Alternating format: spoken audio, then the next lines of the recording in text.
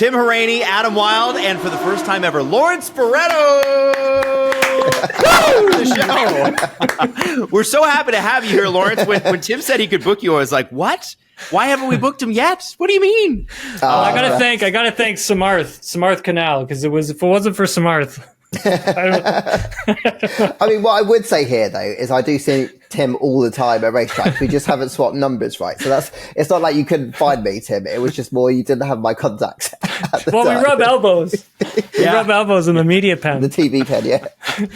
By the way, Lawrence, I love the fact that for this Canadian-based show, that you've got the poster of Montreal in the background. I think that's a really nice touch. I'm sure you hung that right before the appearance today.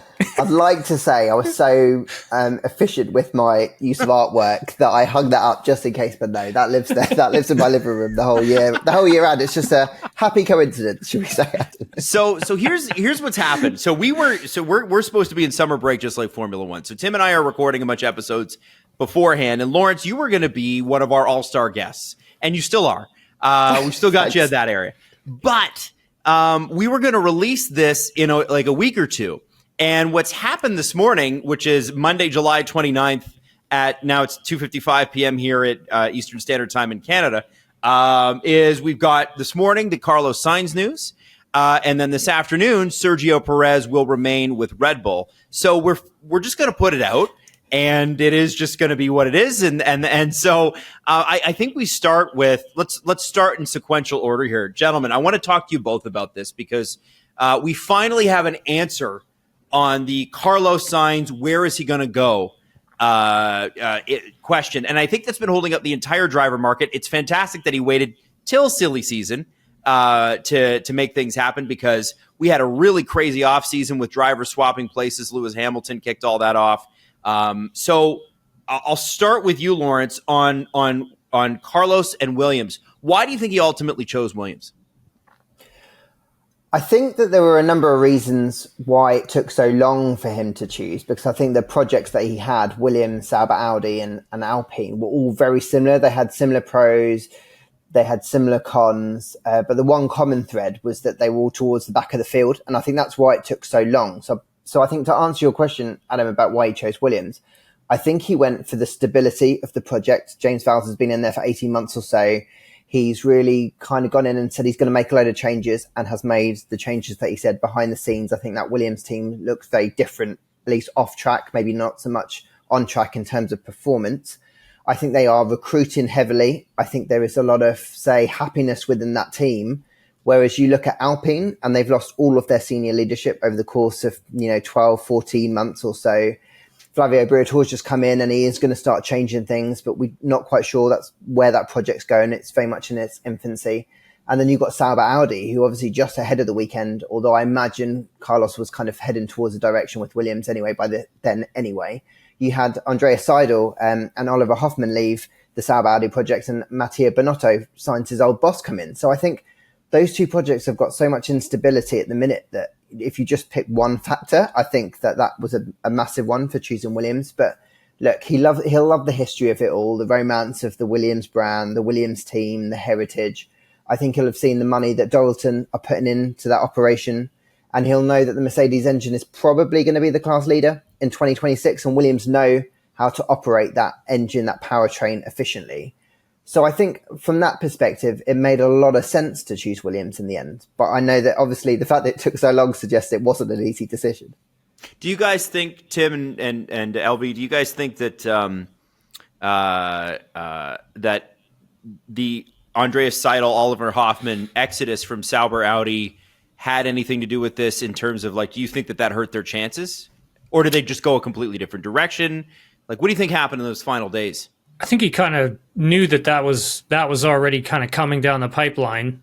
Okay. I just think that looking at, what a big project the Audi project will end up being, and, maybe Carlos seeing behind the scenes just how much work really needs to be done there, that may not have been something that really got him too excited about the entire program, which is, I think that kind of speaks volumes to this Audi project that is coming into Formula One. It just sounds like it's going to take some time, maybe a lot longer than what Audi perceives it will take for them to be competitive.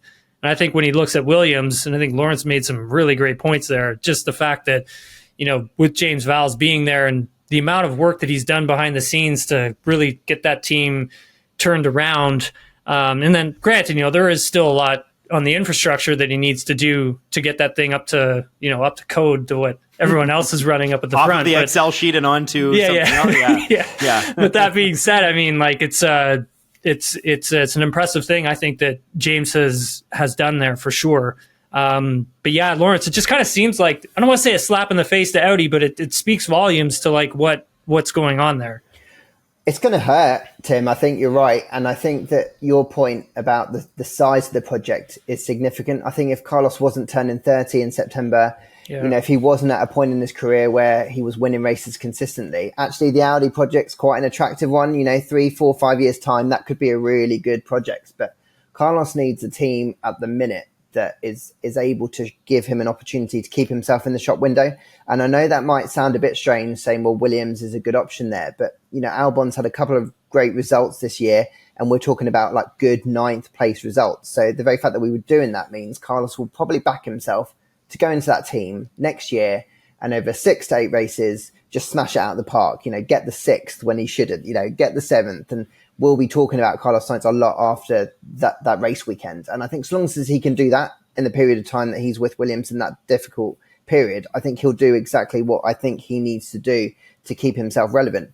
And look, who knows? Williams could really go on to become a great team, and then he's in a great spot. And if they don't, I think he's in a good spot to keep his kind of face in the window and put himself in a great spot. And I think it's unfortunate because I think the Sauber Audi project could be great. Mm-hmm. I think that the very fact that Seidel and Hoffman have left and they're making big changes shows how much work they've got to do. And Tim made a really good point about like Audi's ambitions. I think they do want to come in and win. But this is Formula One. Like there are brands in this sport who have been fighting for so long to get to the top, and they're great brands and they haven't. So there's just no easy fix. Right. Now, I want to say, and Tim laughs at me for this, LB, but I am buying what James Vowles is selling with Williams. I am in. I'm all the way. Whenever he talks, I'm like, cool, me too. So do you guys really believe the way that I believe? And remember, Tim's the expert. I'm just some guy who loves Formula One.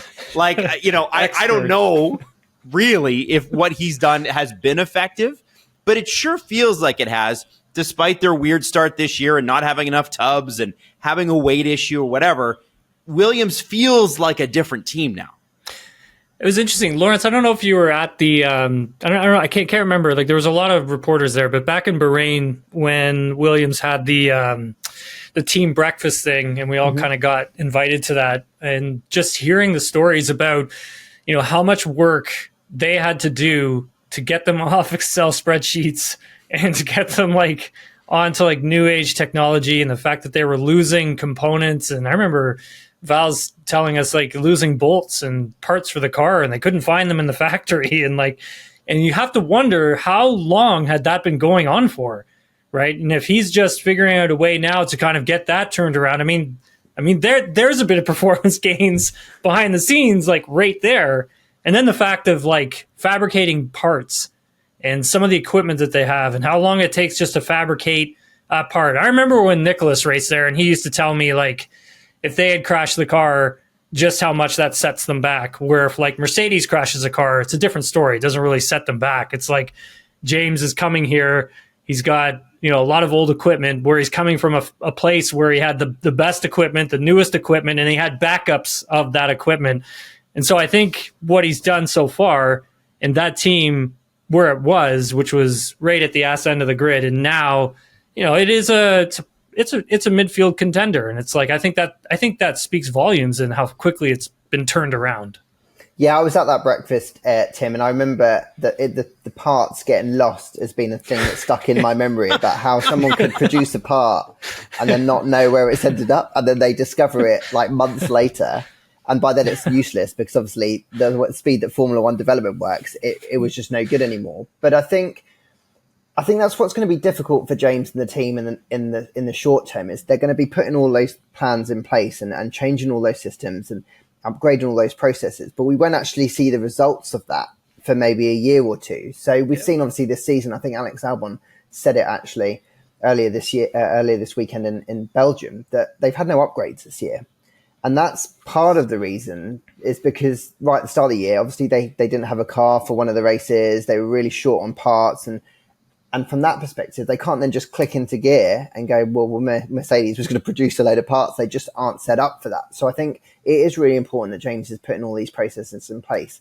And it's really important that Carlos has believed, like you, Adam, in what James is selling, because obviously he believes that those processes will be put in place by the time he gets there, so that kind of situation won't be happening again. I think if Carlos believes in it, he's been at Ferrari, McLaren, Renault, Toro Rosso. He's kind of seen it all to an extent. Mm-hmm. So if he does believe what James is saying, he will have seen a little bit about the factory and how it's changed. Then you've got to kind of believe in him, and that's kind of adds credence to your belief, Adam, I think. Now, Logan Sargeant, obviously, James Vowles did put out a statement saying, hey, thank you to Logan for all of his work. For somebody who is a young driver, F4, F3, and Williams comes to you and goes, hey, we want to put you in our Williams Young Driver program, how likely are you to take it when you know that, to be a great Formula One driver, or at least to adjust properly? I think Tim always says it's got to be 3 years. They didn't really give Logan that time. He has one of the things that's been making the rounds is I think he's out-qualified Sergio Perez 7 or 8 times this year. Now that's more probably what's going on with Sergio than what's going on with Logan. But at the end of the day, does that move make that driver program less attractive for juniors? What do you guys think? Good question, Adam. Yeah, I'm sorry. I hope I didn't put you on the spot. Good question. No. It is a good question, because I think, I think the amount that Williams has looked at and invested and really built up this driver program that they have now. And if you go back, I don't know, 5 years ago, maybe 6, 7, never really had anything as robust as it is now. It's an actual program that they have now, and they have actually quite a bit of good talent that's floating around in there. I think it's a bit disappointing, because you won't kind of see that young driver talent come to fruition. But at the same time, I mean, they must know that maybe some of the drivers they have right now just aren't ready at this moment. Aren't there? And I don't think and I feel bad for Logan, because I don't really I don't want to say that he wasn't ready, but he kind of wasn't. It was an opportunity that it was thrown at him. And I think if you're a driver, you have to take it. It doesn't matter sort of where you are in your development. It's from the standpoint that's hey, I'm getting offered a Formula One seat. Let's take it and see what happens and try and make something out of it. And if you can't, then at least you can say that you got to Formula One. And I think as a driver, and coming from that perspective from myself, it is a huge thing to have on your CV, whether or not you passed with flying colors or you failed. You still made it. You still made it on your own merit. I think, for that respect for Logan, it's definitely going to be a tough pill for him to swallow. But this is no means the end of his racing career. That's for sure. He'll probably go to Indy, right? Thinking Indy. Yeah, I think he'll probably end up at IndyCar. Yeah. Lawrence, what do you think? I think that it's tough from an outside perspective to think that maybe Williams won't give you the shot. But then again, they did give Logan the shot. They've given him 2 years. Franz Tost agrees with Tim that drivers need 3 years to show what they've got. And Yuki Tsunoda got that, which I think is great. Mm-hmm. And I think you do need that time to show what you can do. I think the problem for Logan was that his development wasn't quick enough. Maybe it is for the reasons that Tim said, that he wasn't ready, and so then he was starting at a lower point. But ultimately in Formula One, you've got to take your shot. And if you don't develop at the pace that you need to, it's unfortunate. But it also comes at a time when significantly more experienced drivers were available. So in the way that Carlos lost his seat at Ferrari to the greatest driver of his generation, Logan is losing his seat to a driver that is probably top 6 in terms of level of performance right now. And Logan just has to accept that that's just the way it is. That's not, it's not a bad thing on his side of the fence. It's just that it's just not worked out for him. And it's so difficult these days in Formula One because drivers are staying in sport for much, much longer. We've got Fernando Alonso at 43. it's not like there are that many spaces available for young drivers to get a second go. You basically get your one go and then you're out. So I think it's encouraging for him that he will have seen the likes of Marcus Ericsson, Alexander Rossi, go to other motorsports, go to IndyCar and actually have success.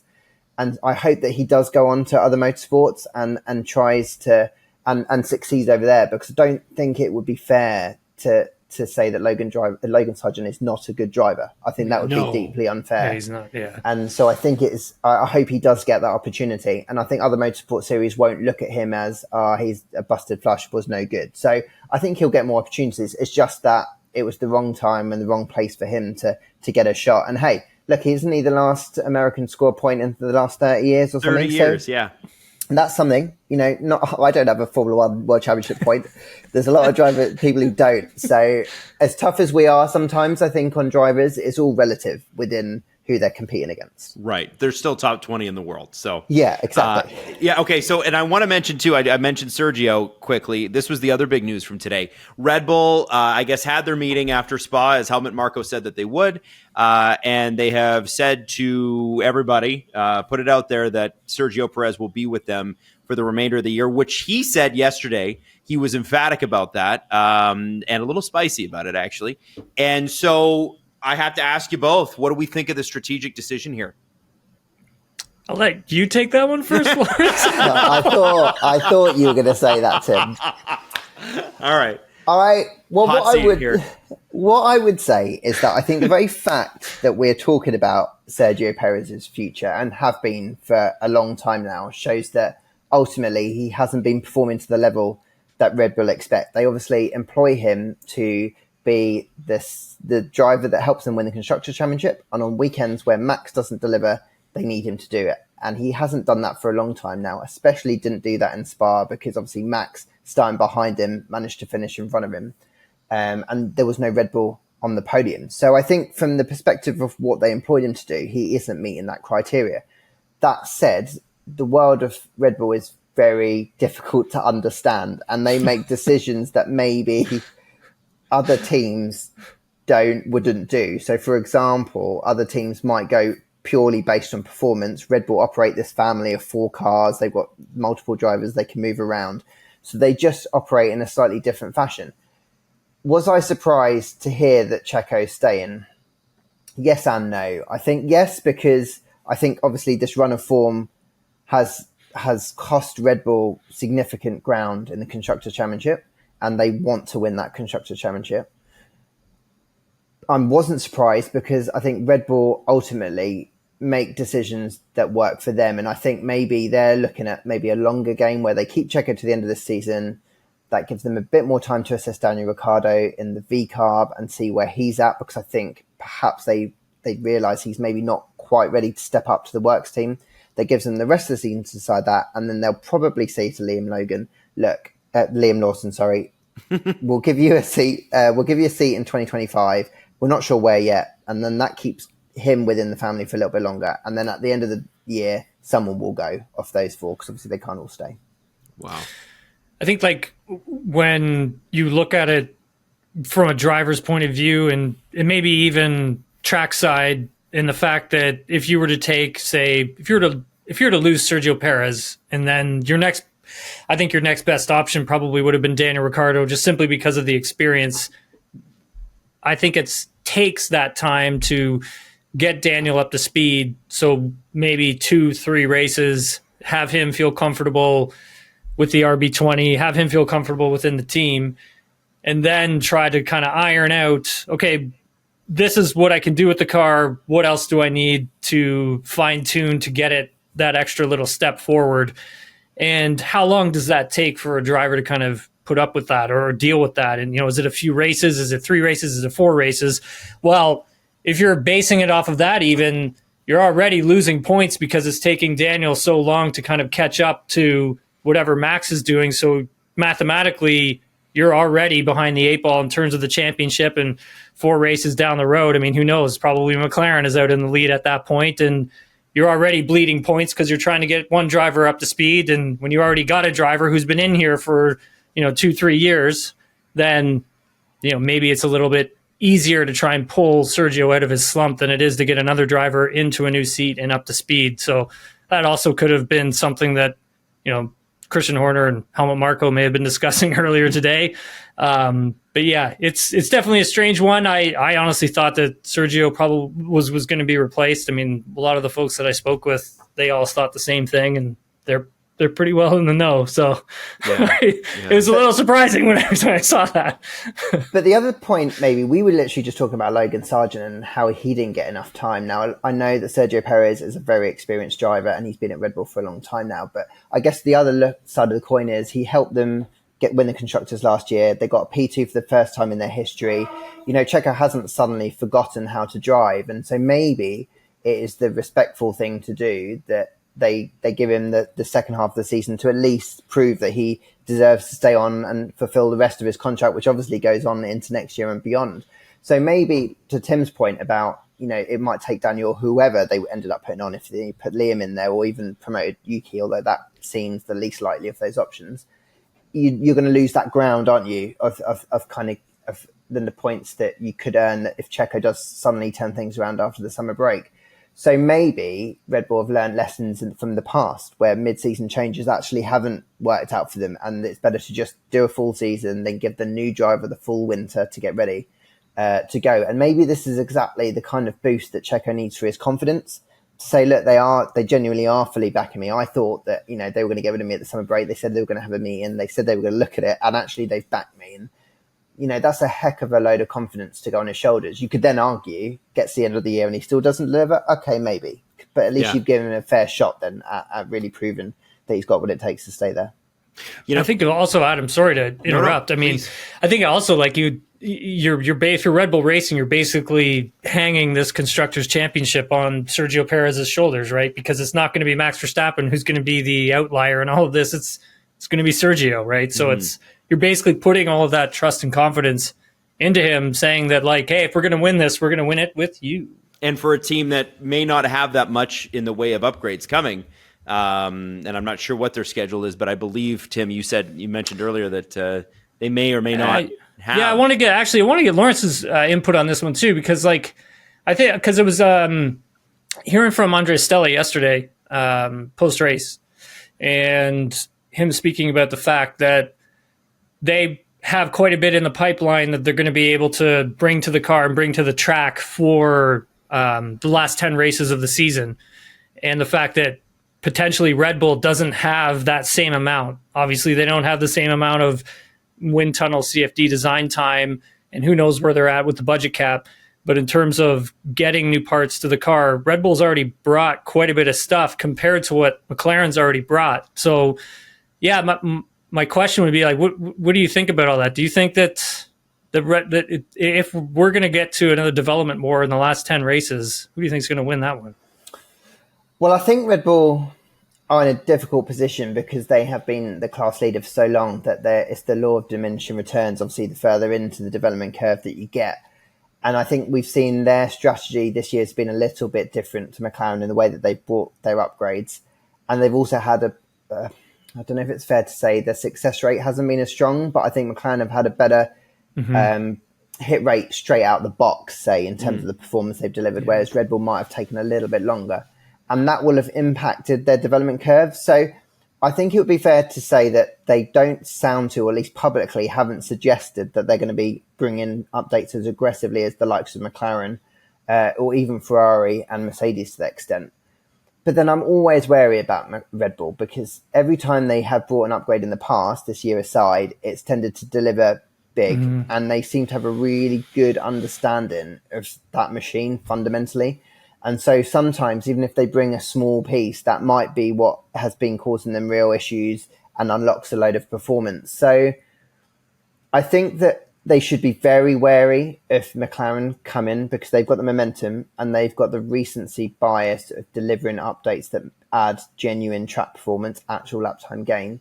But I don't think they're going to be too fearful of them in terms of a volume perspective. I think their greatest issue, and that's what Max has been saying on the radio, is that generally speaking, they put stuff on the car and it just doesn't deliver or hasn't delivered the gain that they wanted. So I think it's the correlation aspect or the understanding of the upgrades that they're bringing is probably the greater factor there.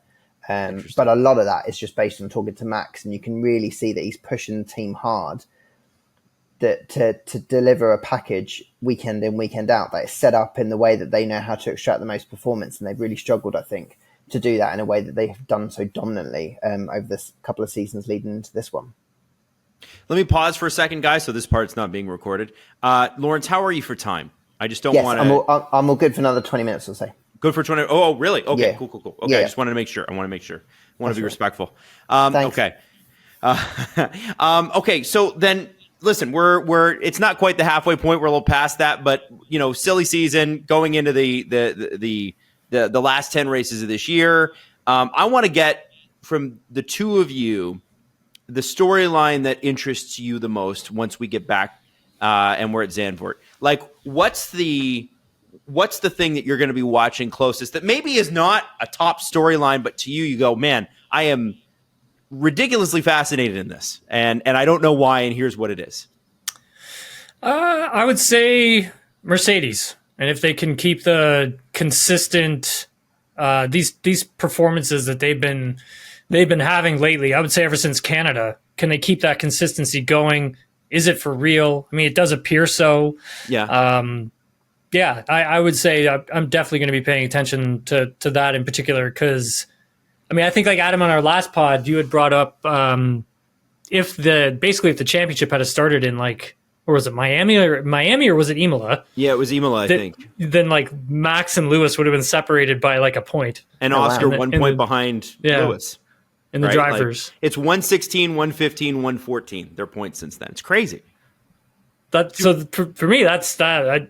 I look at that and I'm just like, wow, from where Mercedes was at the beginning of the year to like where they are now, for me, like that, I mean, it's incredible. I mean, just hearing from Lewis, like in so many different parts of the season, like and like where his like sort of attitude is gone, where he was like down here in Bahrain, and then he kind of came up to here, and then he was like up to here, and you're like, oh, okay, things are going in the right direction. All right, it's great to hear.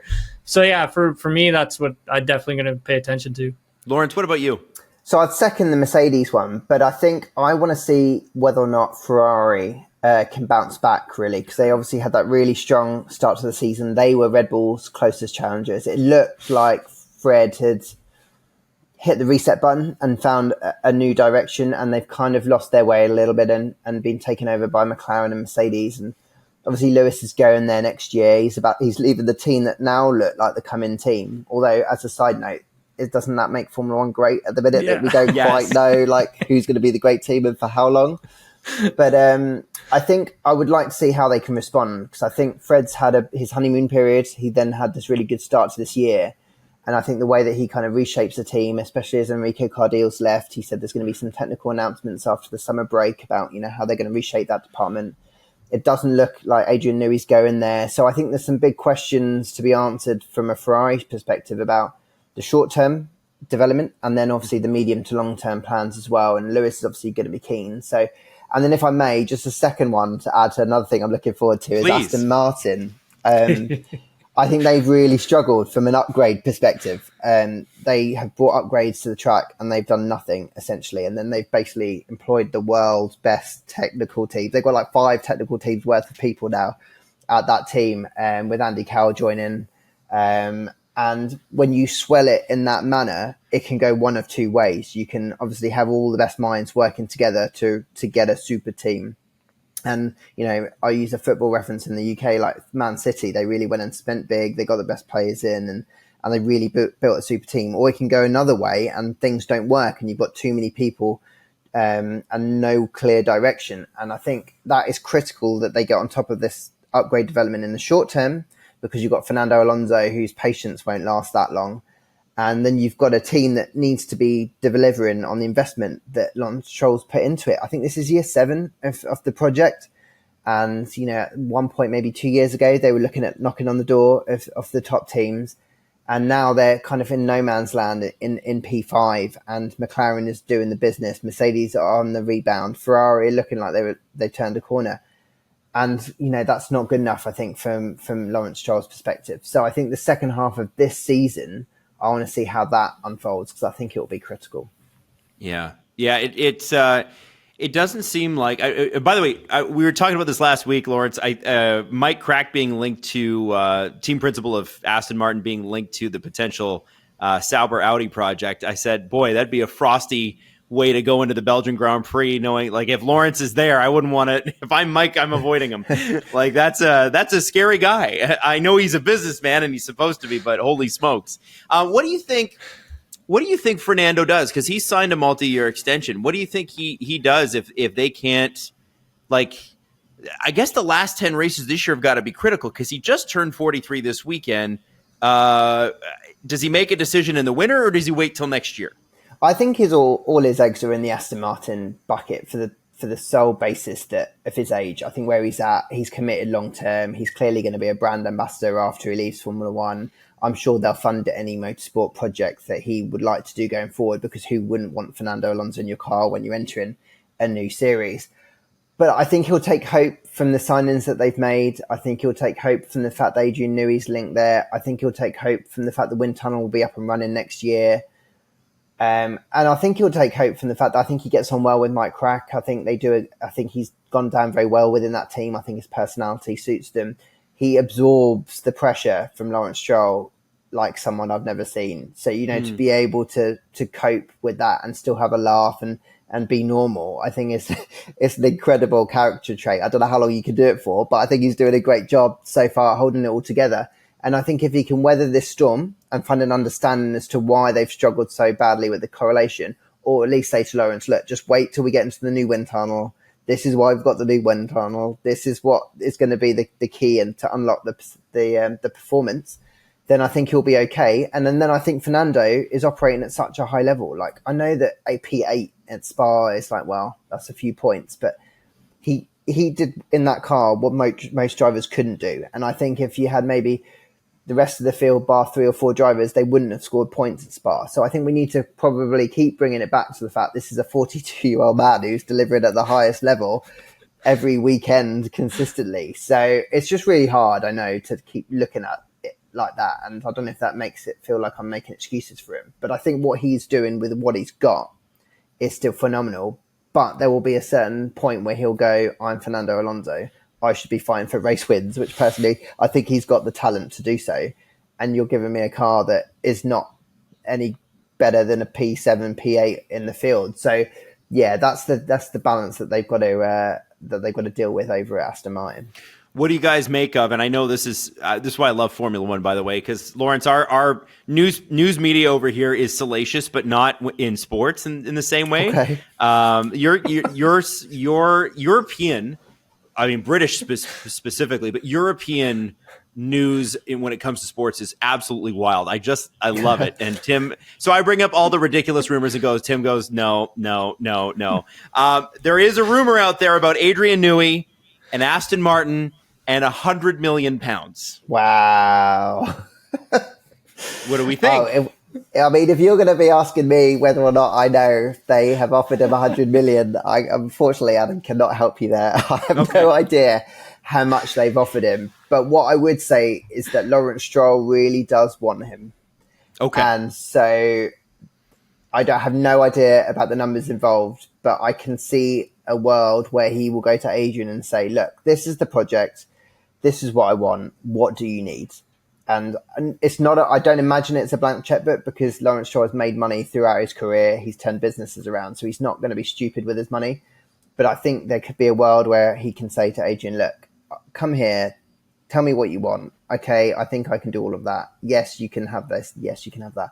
I honestly think there is a world where that is the case. Now, it feels like, from what I'm hearing, it's just down to Adrian as to decide whether or not he wants to do this project. Because I think if you want to turn Aston Martin around, it's going to take some time. And look, don't panic, Lawrence Stroll. I'm not saying it's going to take forever, but I'm saying it's going to take 4 or 5 years to really kind of start seeing signs of Adrian coming through. And if Lawrence can wait for that, then I think that's great. And if Adrian can commit to 5 years and he doesn't want to spend the year cruising around on this new boat I think he's just had commissioned, And frankly, I don't know why he wouldn't want to do that. Not because nothing gets Aston Martin, but like, he's worked hard all his life, right? Why would you not want to spend some time enjoying it? But he's got to decide, I think, ultimately, how much of his future he wants to commit to Formula One. And if he's still got that hunger, the Aston Martin project is a great one to get stuck into.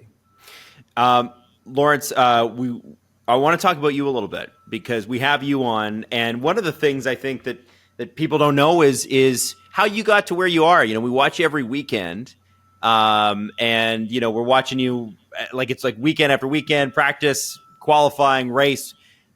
Post, pre, whatever. How did you get to? Yeah, I know. I'm sorry. You're on all the time. No, but it's amazing. I mean, God, Lawrence, are you kidding me? That's a dream job that you have, right? It's amazing. Absolutely. Where did it start for you? It started with a love of Formula One. Essentially, I watched it with my dad. I loved it. I didn't really want to work for a living when I was younger. I thought it'd be quite fun to just travel the world watching racing cars, frankly. Realised I obviously had to put some effort into skilling myself up. My parents were great. They made sure I stuck to working hard at school. I was pretty lucky, I think, fundamentally, that I knew very early on I wanted to be a journalist. So I could focus everything I did at school into just wanting to be a Formula One journalist. So I could care less about the sciences. I could care less about, like, if I got bad results in certain things, just didn't matter because I was excelling in the areas that I needed to do. And then I've just essentially not taken no for an answer, Adam. So like, I've gone through, I've got lots of work experience at the uni. I did the Bridgestone e-reporter competition, which is where I first met Lewis Hamilton, which was in the Hungarian Grand Prix in 2006, when he was in GP2. And I went up to him, talked to him there, got to know his dad. And like, what's pretty cool is Lewis still remembers that. And that was nearly 18 years ago, which is showing my age. But I think it was just having a bloody mindedness about the fact that this is what I wanted to do. And I might not get there, but that didn't mean that I wasn't going to stop trying to find a way in. And then people took chances on me all the way through. I got a job at Sport Magazine. The editor there took me pretty much fresh out of uni. Let me cover motorsport. I said to him on the first day I went in, I was like, I can get you interviews with Lewis Hamilton, Jenson Button and Valentino Rossi. And I think he humoured me and he was like, yeah, sure you can. And I think I did that within 2 years. Within 2 years, I managed to get them. I got Michael Schumacher as well in year 3, which was a massive thing for me. Went to Valencia, flew out there. I was this 20-year-old kid, chaps, like just blagging my way around the world, going, yes, I can do this. Look, don't get me wrong. I was worked hard. I studied hard. I tried to understand what made good writing, how to write a good intro. I tried to understand like what relationships to build, try to build my people skills and social skills. Don't get me wrong. I worked super hard on all of that. But at the end of the day, I was just like, I just want to have fun. Like I want to go and push myself. I want to stress myself. I want to try new things and see if I can handle it, kind of thing. And so I did that for 3 years, got to know a lot of people in the paddock that I still know now, James Allen, Bradley Lord, who's heading up comms at Mercedes, Addy Bradshaw, who's been a PR for as long as I can remember. Like these people who are still friends today, who have helped me along the way, have made a real impact on my career. And then I was lucky that the BBC were moving to Manchester. So a load of people decided to not move to Manchester, which is in the north of England, away from London at the hub. And they gave me a news writing job there. And I wrote a piece of news, having written features for 3 years. And they were like, yeah, that'll do. So I got in there. I managed to kind of do a decent job there. They sent me to the London 2012 Olympics. So I've covered some cool sports there. Covered Formula One there, but wanted to go into the office. And my big boss there said, you have to leave if you want to do that. So I left. I went to Autosport, did 3 or 4 years there, and then came to Formula One where I'm now. And this is year 6. But I came to Formula One with the sole aim of doing broadcasting. I was like, I've done writing for a long time. I've enjoyed it. But what I really love is interviewing. And it took me a couple of years and they gave me an opportunity. And then they couldn't get rid of me, essentially. They started using me across all their content, which I'm very fortunate about. And now I do what I do. I interview drivers for a living. So yeah, it's very pretty cool. What's the what was 2006 Lewis Hamilton like? What was pre-Formula One Lewis like? So quiet, really well spoken. Didn't always make eye contact with you. Not in a weird way. It was just really quiet. Kind of didn't didn't take to the media all that well. And like, I think he was obviously just focused on the racing, but equally gave me plenty of time. We would chat. I can't remember exactly what we chatted about, but I knew a lot of our chat was not Formula One or motorsport related. It was just like we were kids effectively at the time. So we were just talking about life and travel and food and things like that. And that's what I really took away from those kinds of chats, was that, you know, he was just a normal person at the end of the day, obviously a super, super talented person, but he had so much more about him. And then what I took away from it is that we, you know, I'm not super close to Lewis by like a long stretch, but like he knows who I am. When we meet or we see each other, we say hello. When we chat, we have a little bit of small talk beforehand. You know, he asks about my family. It's little things like that where I think, and he remembers, like I said, that meeting in Hungary. I think he has a lot of respect for the people that he meets along the way. And I think he does.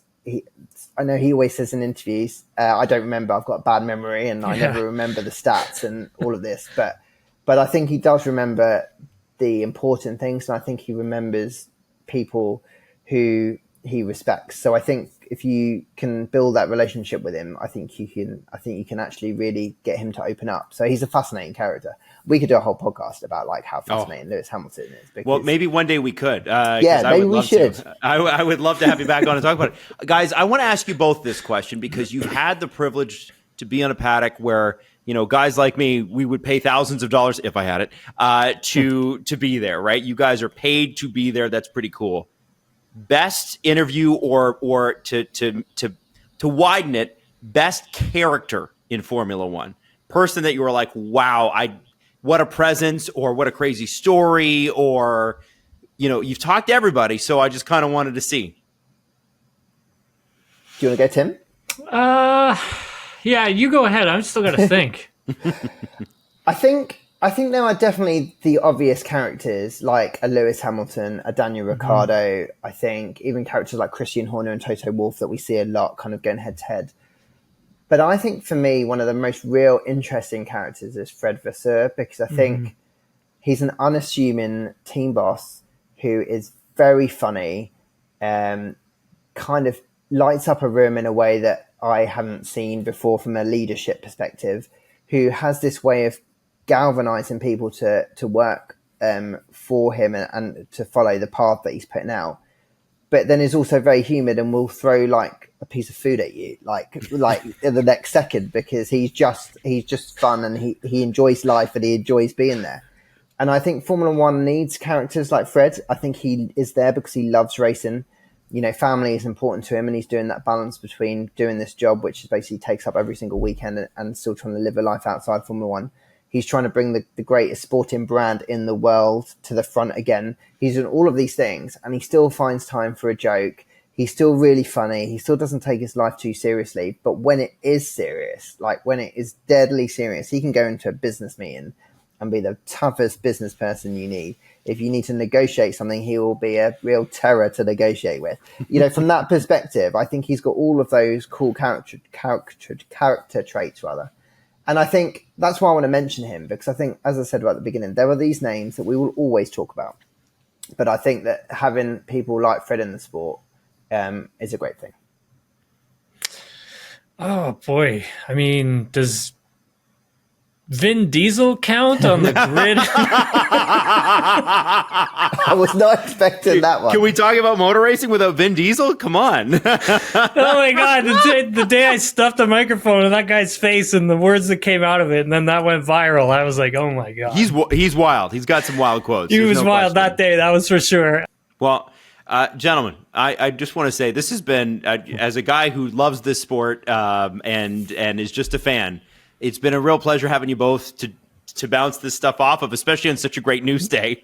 Lawrence, like outside of Lewis Hamilton, I don't think there's been a bigger news day in Formula One this year. No. So, Lawrence, thanks for being very timely. Yeah, this has worked out perfectly, the timing of this podcast. So it's good. And just before the summer break, right, where we can go and get our beach towel out and get a bit of a break. Yeah, so are you going anywhere? We're going to Stockholm for a bit, so I'm looking forward to just getting to just to switch off from Formula One. So I'm really hoping this is a plea to Formula One teams that with this mandatory shutdown, please can you refrain from breaking any news over the course of those 2 weeks, so we can all just have a bit of a break before we get going again. That would be lovely. Lawrence Baretto, thank you for joining us here on Nailing the Apex. We really appreciate your time. You are phenomenal. Yeah, this was great. Thank you, Lawrence. Thanks, chaps. I'll come back anytime. Thanks for having me.